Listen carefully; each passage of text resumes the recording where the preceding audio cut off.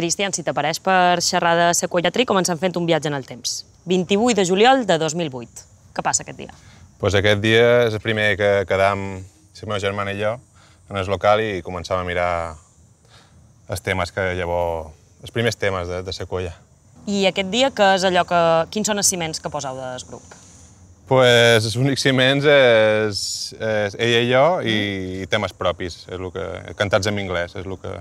I per què, cantats en anglès? Perquè mos tira més, escoltant més música d'Anglaterra o música nord-americana. I entre aquesta música que escoltau, per exemple?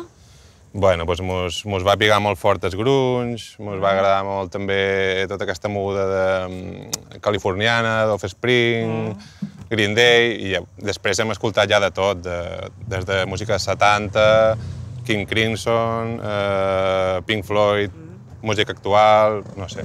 Dins aquesta música més actual, qui escoltau avui en dia? Pues jo m'agraden molt personalment Mastodon, grups com Baroness, en Ty Segall l'he descobert fa poc i m'agrada molt també. No sé, tot el que... Intento escoltar molta música actual perquè, no sé, crec que és el que toca. I aquest dia que va néixer el grup, va néixer també el nom del grup? O és una cosa que heu No, al principi crec que van començar sense nom i la meva idea era ficar-li Big Nothing, em pareixia com un nom així sense sentit, però a la vegada... Molt abstracte i molt concret, sí. I no els hi va agradar i al final, com que teníem un tema que es deia Sequoia, doncs van dir Sequoia. I més endavant van añadir el Tree, perquè ja hi havia més grups que es deien Sequoia, i per diferenciar-nos una miqueta. I vos agraden les Sequoies que ja havíeu fet una cançó, les heu vist, heu anat? Sí, simplement jo crec que era un nom que m'agradava. Un nom que m'agradava i vaig titular un tema d'aquesta manera.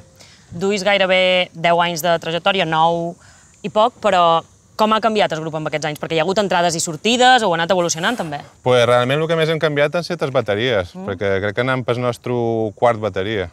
I, bueno, això, evidentment, quan començàvem, no sabíem moltes coses que ara sabem i no teníem tan clar com fer una cançó i, bueno... Per exemple, què heu après?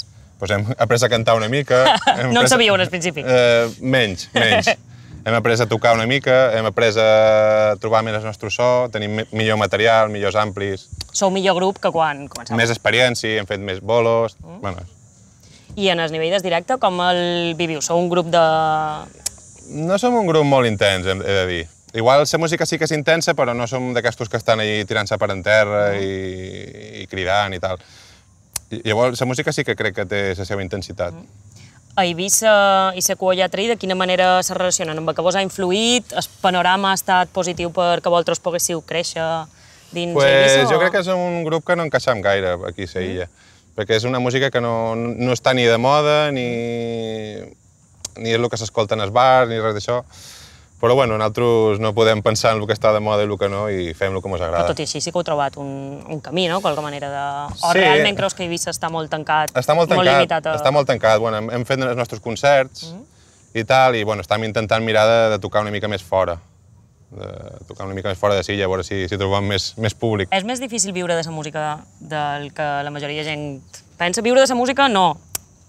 Poder fer música, poder fer discos, poder dur 10 anys de carrera. És difícil perquè ningú t'ajuda econòmicament, t'ho has de pagar tot tu. Aquí no tenim cap segell ni res d'això i ens hem de cuinar nosaltres. De què diries que sou entusiastes, al Sequoia Tree? Pues de la música, jo diria. Del món del rock and roll, del món del pop, de la música en general. Ens agrada molt. Realment una cosa vital i també com a familiar, no? Tu i la teva germana heu compartit... Sí, a més, el nostre pare també s'ha dedicat molts anys professionalment a la música, a Evaristo, i potser ens ve una mica d'allí, la passió. I seguireu inculcant, no? La vostra música. Espero que sí, espero que sí.